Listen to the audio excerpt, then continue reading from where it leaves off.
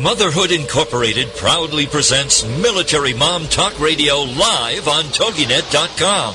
Co-hosted by Robin Boyd and Sandra Beck, the owner of Motherhood Incorporated. Military Mom Talk Radio is here with a powerful platform for women to discuss their ideas, issues, and concerns with respect to the military lifestyle. Military Mom Talk Radio encourages you to share your experiences of being a military wife and mother. This show is dedicated to educating your family about the many resources that are available in both the public and private sector. And we'll be sharing helpful information from women all over the world.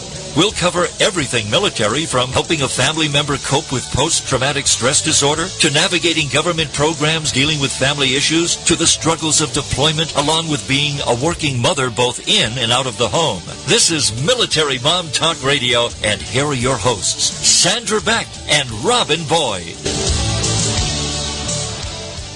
Hello, everyone, and welcome to Military Mom Talk Radio. This July 7th, the day after the 4th of July weekend. It was kind of nice to have it on a Friday. It meant we all had a nice long weekend, and I hope yours was wonderful wherever you celebrated yours.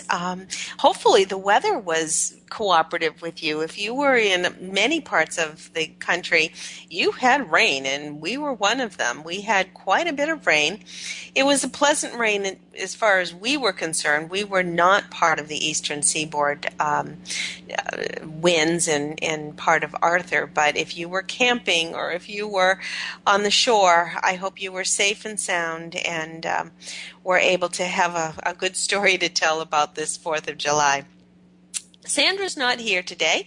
She is off on vacation, but, not a vacation, but she's taking some time away to get some things done. And in the meantime, I have our roving reporter, Stephen Boyd, with us today. Steve, are you with us? Yes, I am, Robin. I'm right here, right down the hall. Right down the hall. That's kind of funny. Yes, Stephen and I are married, but, I really enjoy doing these shows with you, Steve, because there are often times that we have conversations getting ready for the show or getting ready for a topic that we might not have talked about before, and I think that it's pretty cool. Yes. Yeah, there's always things. I'm always looking things up, if not directly on the radio with you and Sandra. I go through the various military and veteran organizations' websites to see if I can throw something on Toga Chat for you. That's right. And, we might have a little bit of time next segment to talk about our friends. I think one of the nice things that we do when we have an author come on, especially from some of the Military Writers Society, I really love sharing these books with you because your perspective is, of course, going to be so different than my perspective. I will read it and have a completely different takeaway than you, who may have been there or can relate because of the subject matter. Yeah, there's just little subtleties in there that they may throw in because so many of them are veterans and have seen and done things that civilians just don't see or recognize. Right. And we had that gentleman on, and we're going to have him on fairly soon, Richard Gashke. He was the one who wrote In Our Duffel Bags, and he also wrote some poetry. And that was a book, for example, that you just were taken by that so much differently than I ever would have understood. And your feedback on that was wonderful. Yeah, he was he had served in Germany, but he had also served in Vietnam, actually after I had been there, but the war over the 10 years did not change much. A soldier is a soldier, is a veteran is a veteran. And it's interesting, we're going to talk later on about an interview that you had with a World War II veteran. But in all of the interviews that you're doing with some of these wonderful people that have shared with you, isn't it interesting that a veteran, that almost that same flavor comes through every conversation that you have, and it's so interesting. It doesn't matter if they are 24 or, as this gentleman that we're going to meet today, 94. There's a common thread, isn't there? Oh, absolutely, yes. and we have to get away from Marines, as you reminded me soon, because we've interviewed 3 Marines, and we need to give fair and equal time to other branches of the service, mine included being the U.S. Army. Yes, we will. The gentleman that we're going to meet later on in the show is Roger Paris, and you had the most lovely conversation with this man. Actually, I had the lovely conversation with him twice because I screwed up the first time and didn't have the recorder running properly. I wasn't going to bring it up, Steve. Hey, even the U.S. Army screws up once in a while. Oh, well, he was darling too.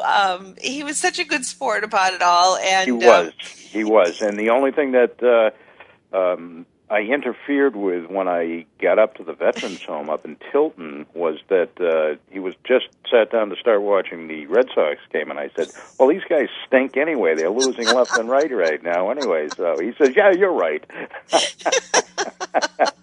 But then he reminded me that a true Red Sox fan, won. they stink until they're in the World Series, and then that's right. they're the best team. It's our God-given right to dump on the Red Sox until they win.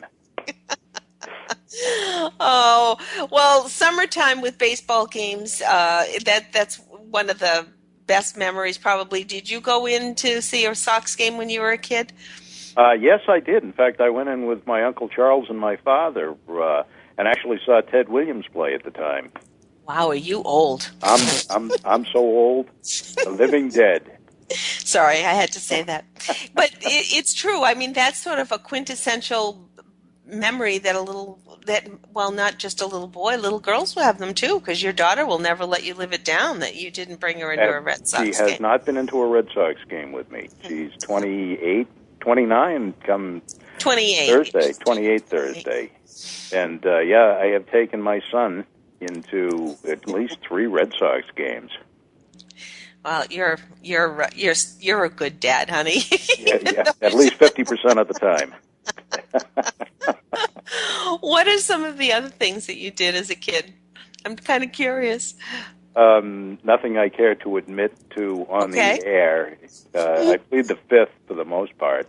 But when we were younger, obviously back in the 50s and early 60s, we didn't have the problems with children pedophiles and so on. I remember my brother and I, my older brother Jim, and I rode our bicycles from Lexington, Mass. To Mount Monadnock and camped out up there. That's phenomenal. Which was quite a haul. That's an amazing haul. That's a long drive in a car. It's a long drive in a car, and unfortunately we made it about halfway back before we had to call for help and have my father come and pick us up. We tried. That's right. Well, hey, you did amazingly, and what a story that is. And regardless whether you were successful or not, the adventure was there, and I think that's wonderful. We were 50% successful in that we got to Monadnock and climbed the mountain. There you go. And that is a success. The coming back was nothing. You got there and you did what you were going out to do. That's right. Fantastic. Going from north to south, it was all downhill anyway on the way home. Just hitting audience. What did you in your family? I am an only child, and you are one of 6. What did you and your brood do when your mom took you on the long drives up to the lake? Well, we'd go up to, our summers were spent up around the Bristol area, and primarily there's a state park up there, Wellington State Park. It's on Newfound Lake, and that's where we'd go and spend time. Both of my grandparents, my maternal and paternal side, lived in Bristol, so that we'd spend the night there. Usually camping out in tents and spending relatively short weekend trips and so on.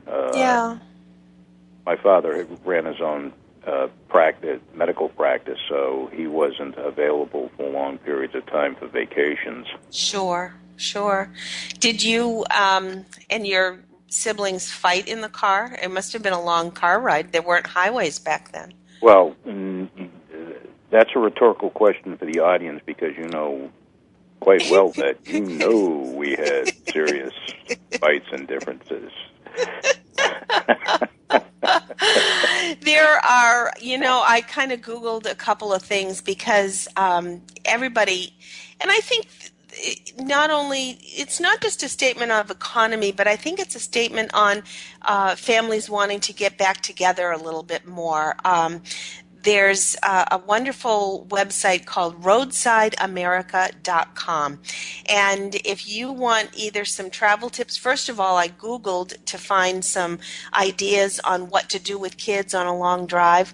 And there's a lot of great ideas. There's some mom sites out there and some family sites that are going to give you some great ideas.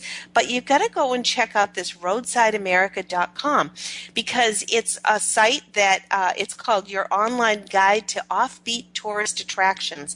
And even if you aren't going anywhere, you might want to go here and say, oh, what a cool thing. I'd love to go there.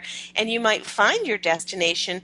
But if you kind of put a town in or put a route in, you're going to say, oh, I didn't realize there's a Johnstown flood information, or it just popped up Bonnie and Clyde's Bloody Adventure Trail. And it has this whole thing, or USS Requin's Cold War sub in Pittsburgh, Pennsylvania.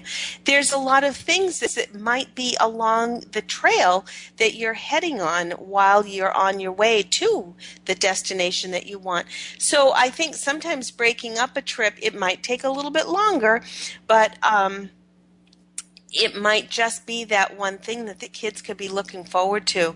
And like I say, I really had a lot of fun going through this website, so I recommend you checking it out. But there are a number of different websites that are going to give you some great tips as far as things to do with the car. Even when you and I, Steve, go to Vermont, we've got about 30 seconds before break. One of the things we like to do is just see how many license plates we have.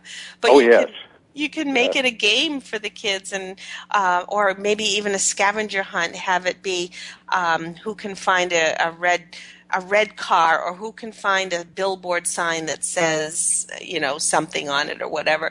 I found a real cute scavenger hunt. We're talking with Stephen Boyd today about some summer fun. When we come back, we'll talk a little bit more, and we're going to meet Roger Paris.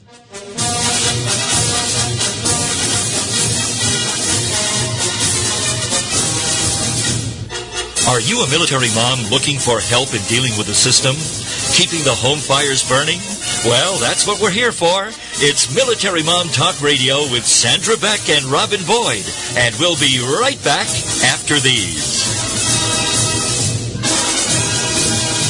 Are you looking for something more in your life or business? More success, more stability, more happiness? It's all out there waiting for you. But it doesn't just happen. You've got to go get it. Make it happen with Michelle McCullough, where motivation and strategy intersect. Michelle is a serial entrepreneur, acclaimed speaker, and the Woohoo Radio Network's resident business and success strategist. Michelle has the smarts, strategies, and experience to help you improve your life and take your business to the next level. You've got big dreams. You've got big vision. Now it's time for you to make it happen. Martha Sanchez, the host of the Mommy to Mogul radio show, empowering women to build a successful business, invites you to join her on Tuesdays at 7 p.m. Eastern Standard Time. At the ripe age of 5, she was already interpreting information in documents and instructions on forms for her immigrant parents. Now, through her experience and those of her guests, she provides you with valuable steps to empower you to reach financial independence. Martha A. Sanchez is a registered nurse with a Bachelor in Nursing and Masters of Business Administration. She's a business coach, speaker, author, and CEO of Moss International, LLC. Her diverse work experience brings you expertise in areas essential to customer service, social media, and budgeting. The Mommy to Mogul radio show furthers her personal mission of empowering women to help them build successful businesses so they can reach financial independence. Join Martha Sanchez, the host of the Mommy to Mogul radio show, Tuesday at 7 p.m. Eastern Standard Time. We'll put a boot in your ass, it's the American way. Hey, Uncle Sam, put your name at the top of his list, and a Statue of Liberty started shaking. Welcome back to Military Mom Talk Radio on TogiNet.com. Covering topics to help on the home front with help from those who know how the system works and how to work the system. It's more fun than a sail at the BX. Now let's get back to it. It's Military Mom Talk Radio. Here again are your hosts, Sandra Beck and Robin Boyd. Red, white, and blue. Hello, everyone. It's Robin Boyd here today with you with Stephen Boyd, our veteran correspondent. He is here with us in Sandra's stead. He's keeping the chair warm. We were talking a little bit about summer fun in the last segment, and I did want to mention that a lot of times summer camps are something that kids look forward to. Did you ever go to camp, Stephen, when you were a kid? Yes, we all went to a camp up on Winnipesaukee one time, just because our folks thought it would be interesting to do that, and it was enjoyable. We usually developed our own fun because me and my brothers always did a lot of things together. But I grew up in a neighborhood where there were so many kids that there were always things to do. Sure. In fact, our parents had to actually corral us. They all had different forms of retrieving us. There were bells, whistles, air horns, you name it. And it was almost, we didn't have speed dials back then, but you could have used it just hunting down children. I think that's hilarious. We were not quite within hollering distance of our next neighbor. So, yeah, I kind of had to I get that little tingle and knew it was time to get home because I was usually out in the woods somewhere. But, yeah, I don't think kids quite remember or realize what we did when we were young. There weren't cell phones and there weren't technology like that to keep in touch with Mom. So but I grew up in Lexington, which is just outside Boston, and we'd spend days in Boston just roaming around, not getting into any trouble or anything, but we learned early where all the museums were, for example. Sure. Just the fun things to do. One of our favorite destinations, where there were 2 or 3 big joke and novelty shops in town, and that was a destination for us. That's so cool. You'd mow someone's lawn, get a few cents, and go run to the joke shop. That's exactly what it was. And back in those days, you go in town with a few dollars, and boy, you could really get some things. And now it is a whole different world, and it is difficult. A family, with 6, would find it very difficult to send all of their kids to camp. And I did want to mention that if you go to military.com or Operation Military Kids, there often are summer camps in your area that will have either military discounts or even better than a discount. They may have some free programs. You may also want to check in with your local family readiness unit. They're oftentimes the best source, especially if you are recently arrived in your area. You might not know all the ins and outs. And, excuse me, the local Boys and Girls Clubs are often a great resource for finding camps. Yeah, a lot of the places around, some of the bigger towns and things like that have reciprocity with the smaller towns with swimming and areas like that they have day camp style get-togethers that kids can do projects and go on trips together and so on. Right. And of course, being a Girl Scout, I know that we don't always have, our organization doesn't always have military discounts per se, although there are some camperships available for girls. You also, each council usually does have a way that families can pitch in as far as selling cookies. There's oftentimes a little credit. Every council calls it something different. And I'm sure that the Boy Scouts will do very similar things too. But there are ways out there. So as prohibitive as it may look initially when you're looking at a camp brochure for your kids, there's different science camps or basketball camps, and military families usually do have some discounts. Now, Speaking of Girl Scouts, I was on one of my blogs, Steve, and I happened to notice a girl that participated in a ceremony over the July 4th holiday, doing a flag burning ceremony with her local American Legion. And that's something that I knew of more on Memorial Day, but it dawned on me how perfect it would be to also do this over a 4th of July holiday as well. And you were able to look up a little more information about that. And I really think it's interesting for people to understand that there is a proper way to retire a flag. Yeah, I had researched, the Girl Scouts and Boy Scouts and places like the American Legion and VFW had their own ceremonies, with honor guards and saluting and all of that. But more importantly, we're also talking to a civilian audience, and the proper way to destroy a flag that's retired, and this information can be found on, I Googled U.S. flag retirement and came up with a whole bunch of things. But for a civilian, the way to fold a flag is tricornered. Everybody's seen it in movies and various military aspects. Sure. With the blue background and the stars on the outside of the tri-cornered flag, the tri-corner fold. Now, what you do is you make a specific fire to burn the flag, and it must be burned completely. Then it is taken and ceremoniously buried, and you don't burn it with anything. The fire is specific just for the flag. Mm-hmm. And then buried accordingly. And you can have a small ceremony, even civilians, you could play the national anthem and put your hand over your heart. They had a number of listings on that on the websites.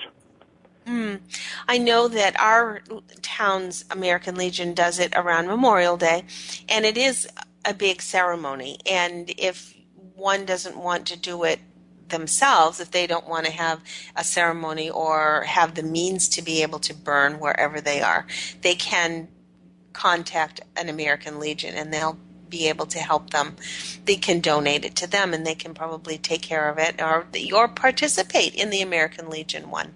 Sure, and you can also call the Girl Scouts and the Boy Scouts and so and they'll direct it. Either they'll do it or they will bring it somewhere that it will be done appropriately. I know a lot of times that's a scout zone that can be done at camp. And there again, like you say, it is not added to an existing campfire.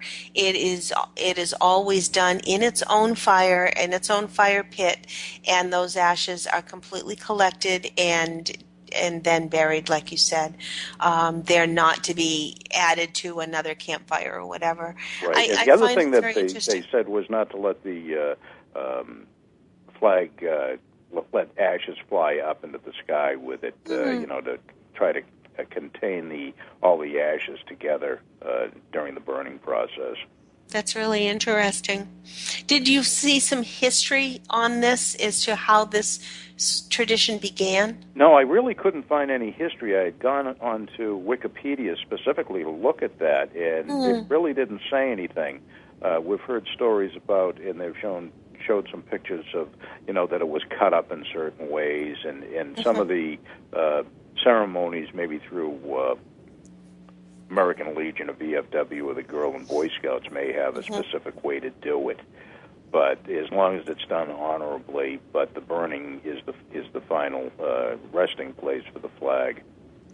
The one thing that I read was that no part of it was to be in enemy's hands. So even the little pieces of the flame, were not supposed to be captured or whatever. Right. And I would say that would be pretty intense fire. That's probably a Civil War issue, but there's not much you can do about it if you're under attack and want to destroy the flag, but you do the best you can. Yeah.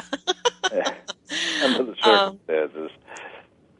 But I thought that it was very interesting that this was done on July 4th and as opposed to Memorial Day. So if this is something that anyone is interested in, we suggest you look at the American Legion in your area. Boys and Girl Scouts would certainly be able to direct you as well. I really think that it's something that all Americans should find a little more information on, and I think it's really interesting. I've often wanted our troops here in town to participate because it really is very moving.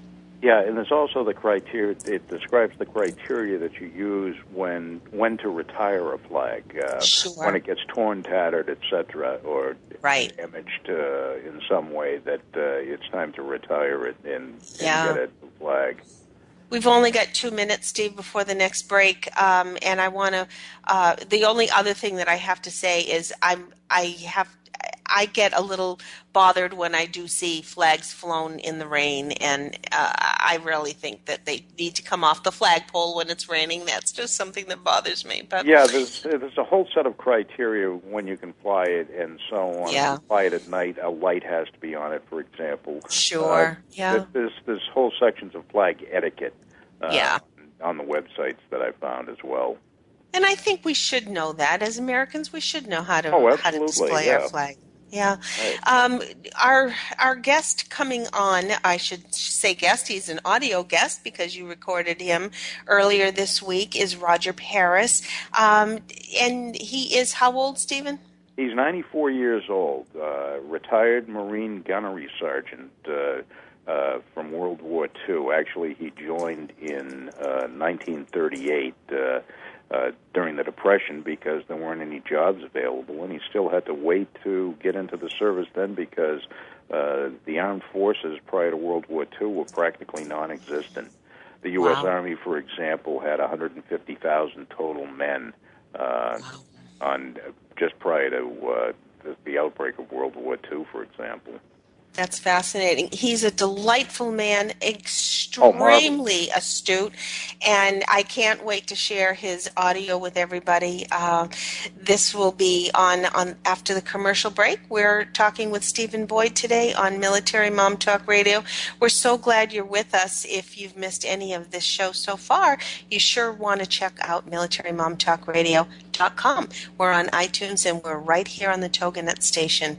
Be back in a moment when we'll have you meet Roger Paris.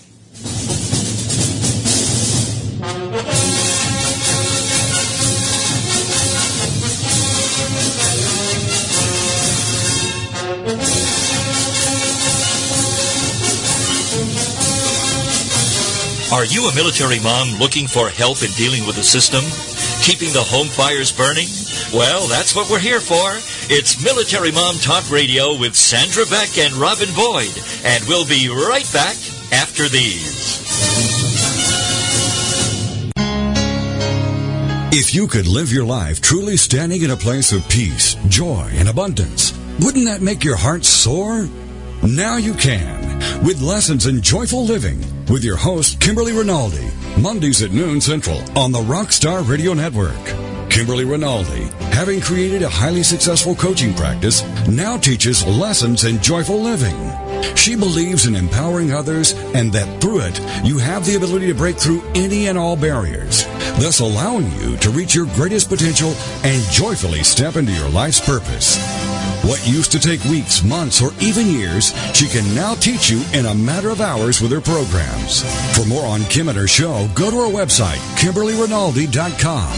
That's RINALDI.com. Then join us for Lessons in Joyful Living with your host, Kimberly Rinaldi, Mondays at noon Central, here on the Rockstar Radio Network. This is Buzz Local Radio. We had these 3 topics here, and we just added a 4th because we started talking about hot dogs. Yep, in a band. He's in a band. We both had guitars, so I went over to his house Christmas Day day. We had to start a band. And I think we wrote 4 or 5 songs that afternoon. And Cannibalistic Fish was one of them. Cannibalistic Fish. I couldn't do the dreads. My mom would not let me wear my pants backwards to school either. That was wiggity, wiggity, wiggity, whack. Buzz Local Radio. Available for free download on TogiNet.com. That's TOGINET.com.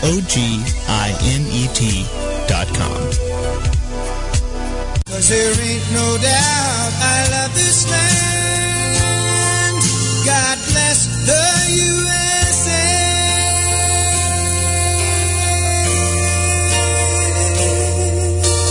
Welcome back to Military Mom Talk Radio on TogiNet.com.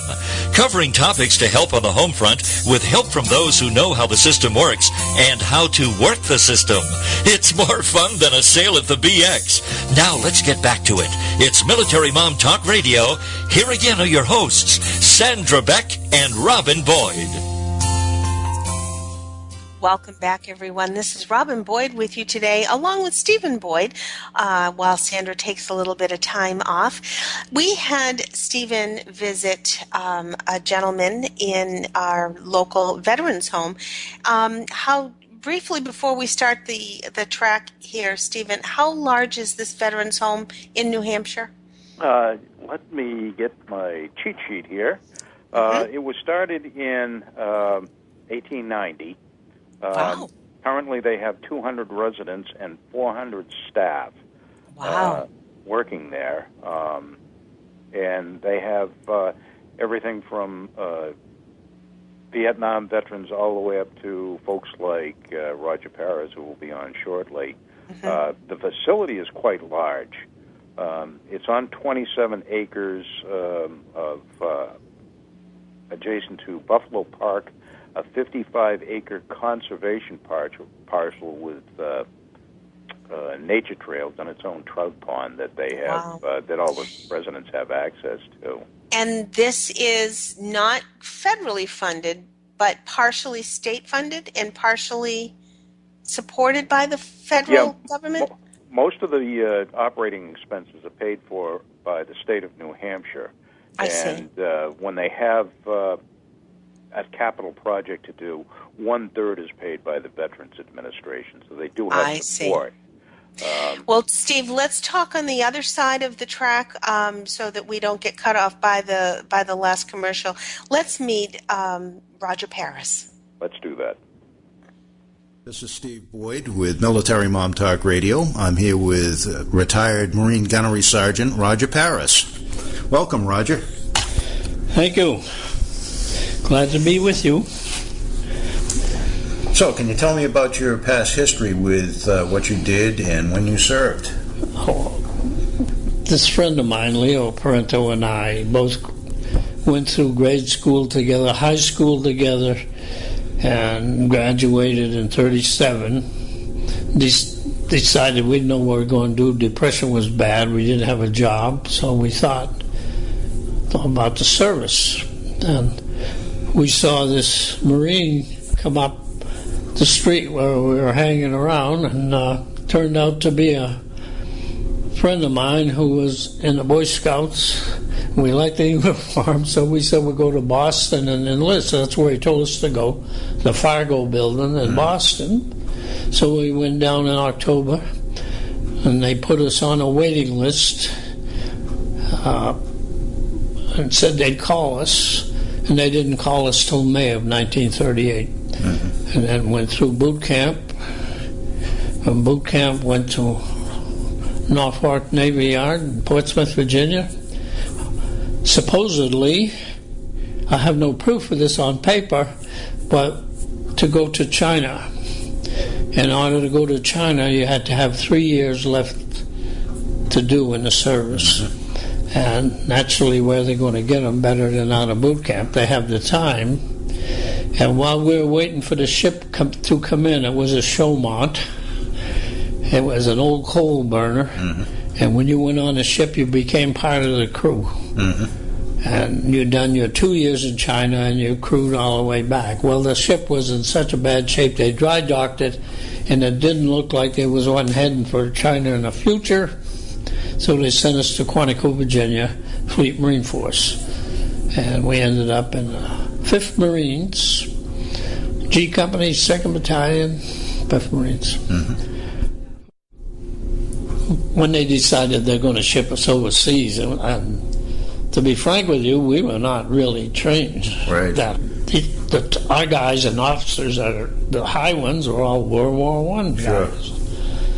But So they didn't have a regimented basic training and then advanced training like they do now? No. Yeah. No, you went to boot camp, you learned how to shoot your rifle and clean it. Oh, yes. Yeah. That was one of the qualifications of the Marines were that you shot once a year, and you had to qualify if you stayed on that rifle range for the rest of your term. Is that right? Yeah, you had to qualify as a marksman or better, or you couldn't join a combat unit. Right. But anyway, I was the first, I don't know what you call him, the guy that goes ahead and picks out the quarters for the troops that come aboard. Like an advance man? Yeah, I was the advance man for my unit. And I went aboard Wakefield, was a ship, and I see a guy hanging over the rail, and I went over and talked to him. It was my friend from Manchester. We joined together. Nice. He was advanced for his company. Yeah. So we set up where they were going to bump, had sides, and where they had to show them where to go when they come aboard. And that's how I gained an extra point over the rest of them, because I was an advanced man. Yeah. Then we went to sea. I guess I tell you, we were the Wakefield, and 5,000 troops aboard. Went through the Panama Canal, never saw it. They told us we were in it. That's all we knew. Everybody kept below deck. They said there was spies on shore counting. Well, that ship must have been deep in the water. It wouldn't take much of a guess to say it was pretty well loaded. Then we got out into the Pacific and just sailed on, and we didn't wait till about a week or so, I guess, before we got to New Zealand. They told us where we were going.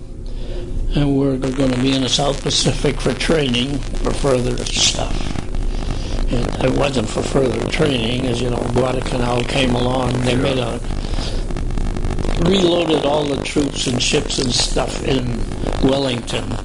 And most I've ever seen in one spot, Navy ships that went for maneuvers, which happened to be in Caledonia somewhere, and then landed on Guadalcanal. Yeah. And it was hell, I guess all you could say. Oh, yeah. And then after Guadalcanal, when we got all the units got replaced by the Army. First, the Americal division came in, one of them, an infantry division, and then a bigger unit came in. But you guys have done the hard work there as far as... it was... We didn't get any supplies, I really... They were having such a naval battle. Guadalcanal was really a naval battle, but we were the foot soldiers. Right. But all your supplies went back out to sea. Some of them did. All the big ships that were loaded, and food. And the tanks, and all the big stuff. They didn't have LSTs when we made that landing, Yeah. And unopposed, Right. But they get you ashore, then things change. Yeah.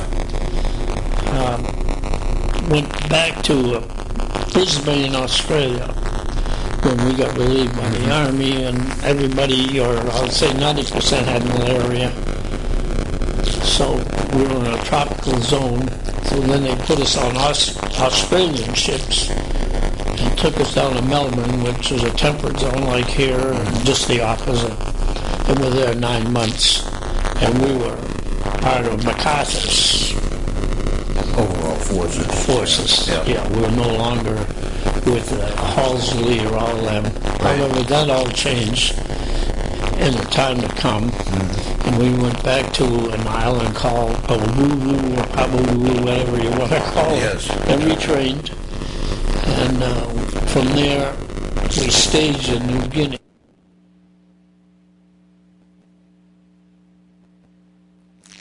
He is incredible. I just am so surprised at the detail and accuracy that he has as far as his recall, his memory, and how clear everything was to him. What an amazing man.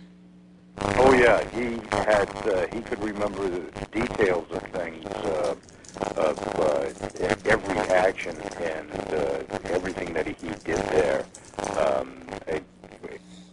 We know this is, for these studio audience is an abbreviated version of the interview that they can hear online. Is that correct, Robin?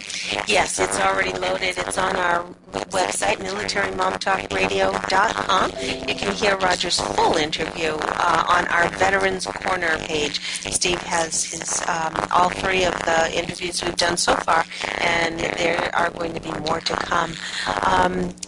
On the other side of the break, we're going to talk a little bit more, listen to a little more of this. He's very happy up at this home, isn't he? Oh, yes. Yeah, he's very comfortable up there. As I was walking through the first time that I went up there, all the patients up there, I'll call them patients, or residents. We're very happy, well fed, clean, and very quiet up there. They have 1 and 2 person rooms. They have TVs. It's laid out like a hospital, but very comfortable for them. But it's nice that they bring in entertainment or activities, and they bus them to places. Yes, they have plenty of things for them to do. They have things that the staff takes care of as far as entertainment goes. And they go on trips and so on. We'll hear about Roger's trip to Washington with Honor Flight. Fantastic. And anybody looking for information, I'm not sure how much time we'll have after we listen to the next audio, but I want to direct everybody to honorflight.org. They're always looking for volunteers to take these guests to Washington to see the memorials there, and you can just hear it in Roger's voice when you listen to him talk about it, how special this trip was to him. So meaningful, and such an amazing organization this is to arrange these trips for these veterans. Amazing. On the other side of the break, we'll hear a little bit more about Roger. I also, in the short few seconds that I have, I want to challenge everybody, if you have a little group that you might want to get together, a scouting group or an adult group, get a cribbage tournament together and maybe visit a veterans home in your area and start up a veterans cribbage tournament, or maybe you could do an adopt a grandma or grandpa with a Girl Scout or a Boy Scout troop. It's a wonderful way to visit some of these very special people in our communities. Back in a moment with Roger Harris.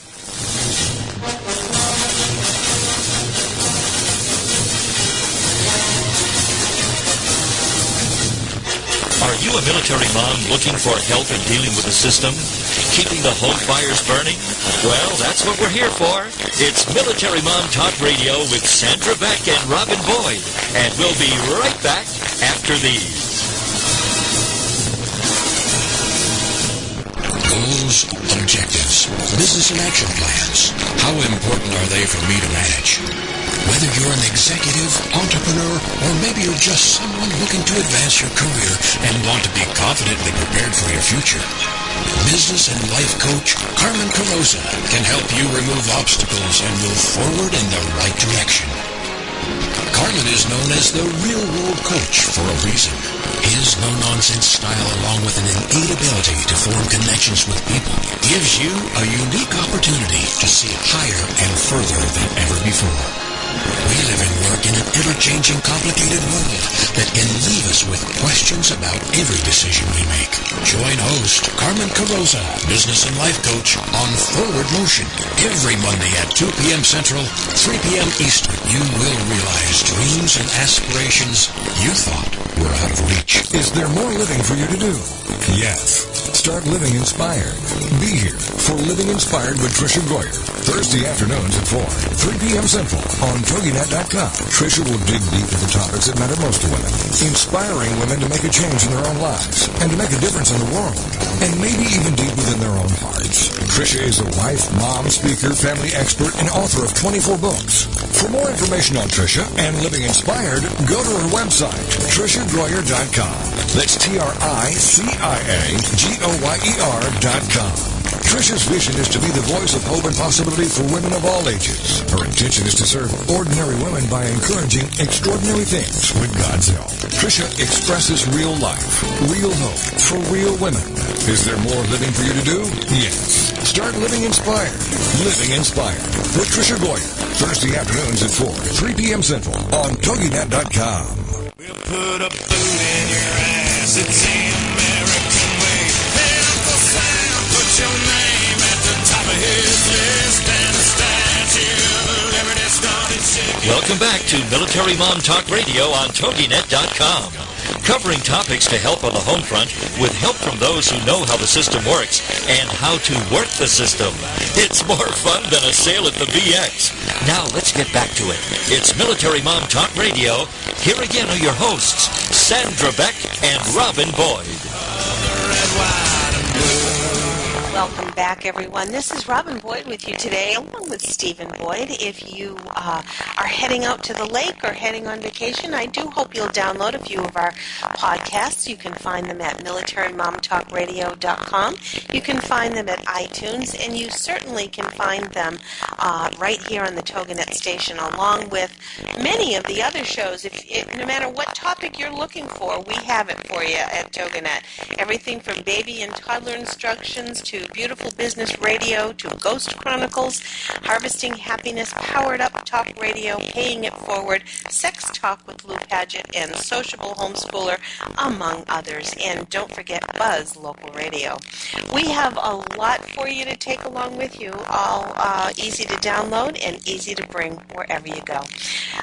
We're here today with Stephen, who is sharing an interview that he had with Roger Paris, Marine Gunnery Sergeant.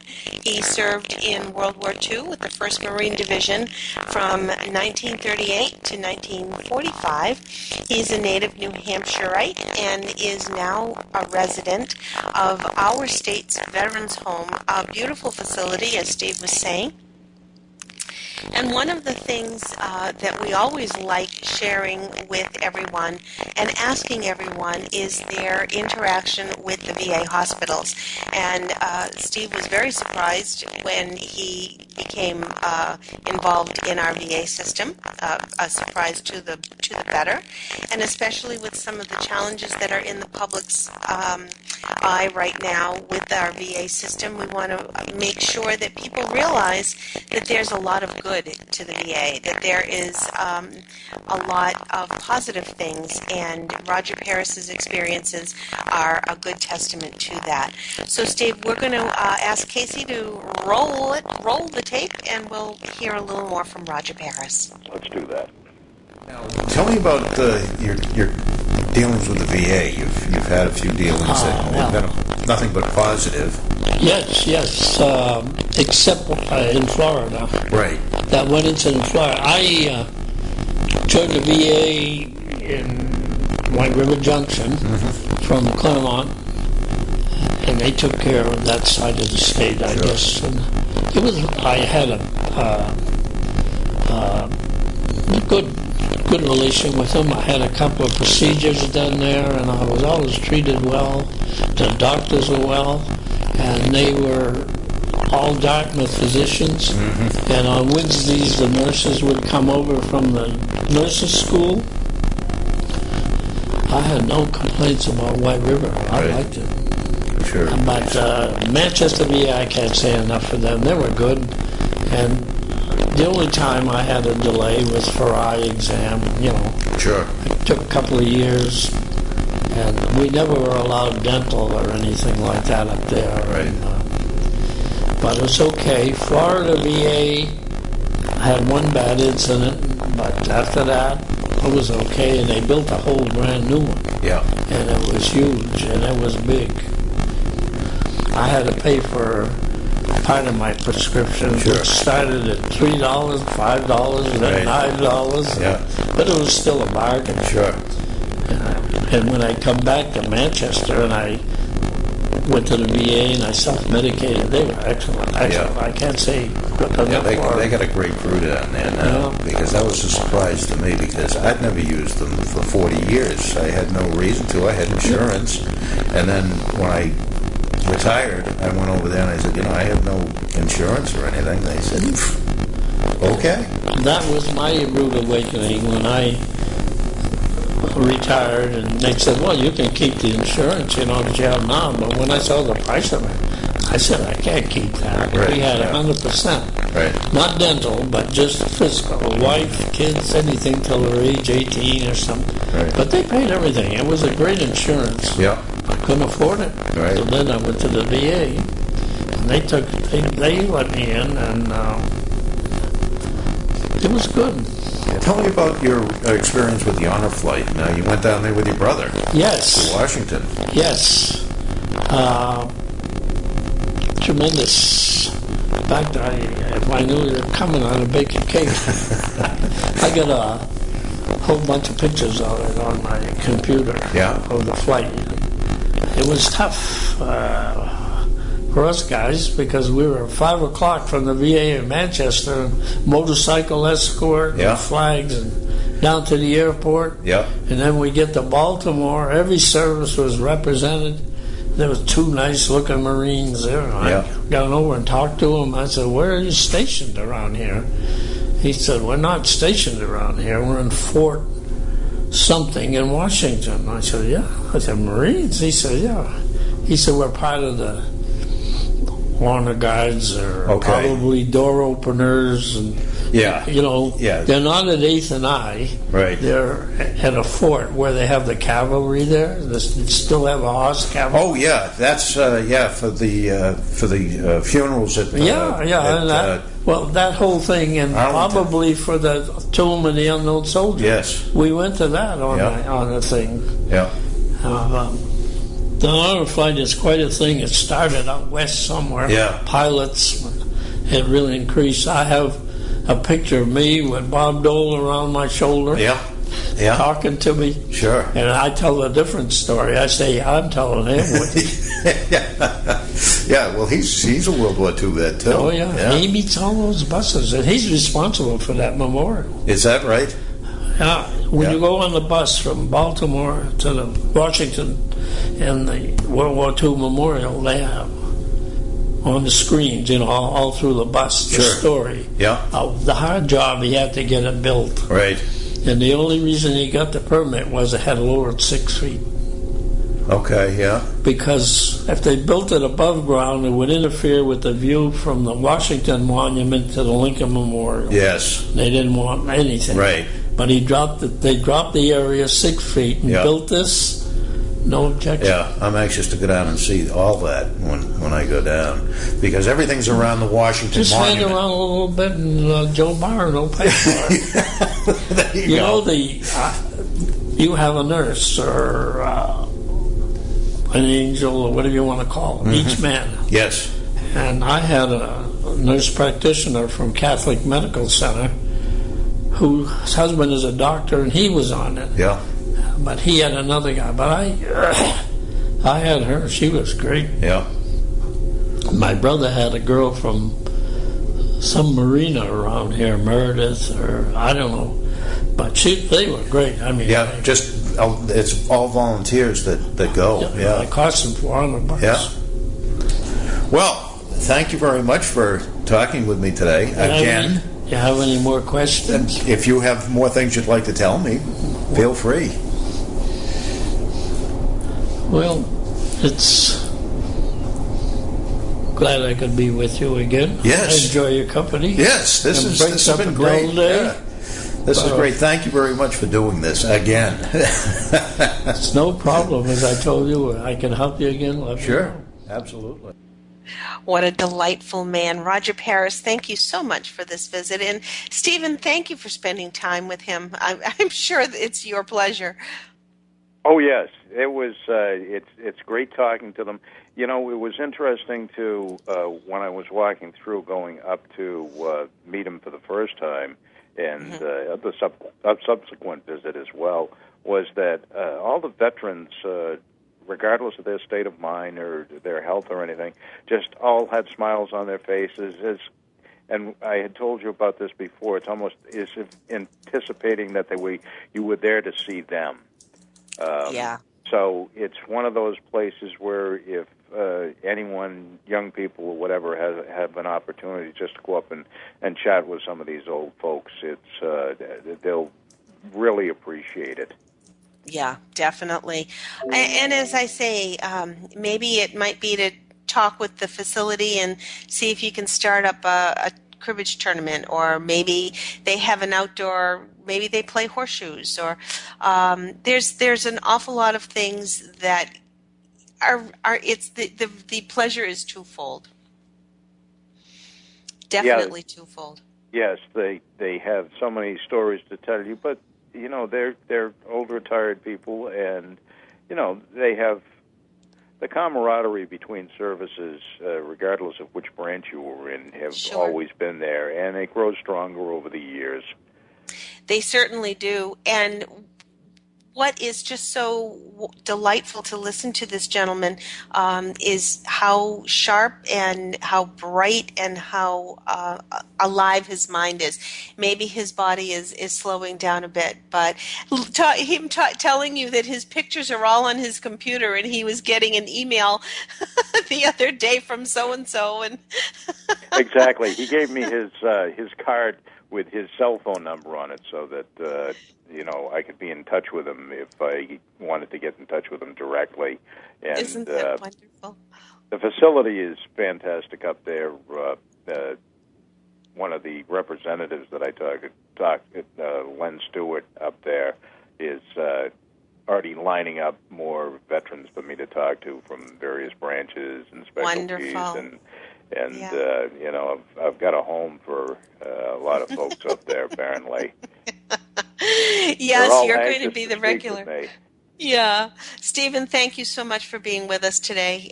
What a fun show. Yes, it was very much so. Very much so. And I ask everyone to join us next week. We have Deb Boulanger. She has been with us before, and with the summer months coming ahead, or not coming ahead, they are here, everyone's planning on some picnics and some everybody eats a little bit differently in the summertime. You might not want to turn the oven on, but maybe you've got the barbecue in the backyard. Deb is going to help us with some summer eating enjoyment. She's always got us staying healthy and being healthy and making sure that we're eating right so that we can be tip-top and we can always be watching our health. Do join us next week. I hope you have a wonderful week, and check us out, as I say, on iTunes. Bring those podcasts with you, because we have almost 200 in the can. We'll be celebrating our 200th show in the beginning of September. So have a great week, everyone. Thanks for being with us on Military Mom Talk Radio.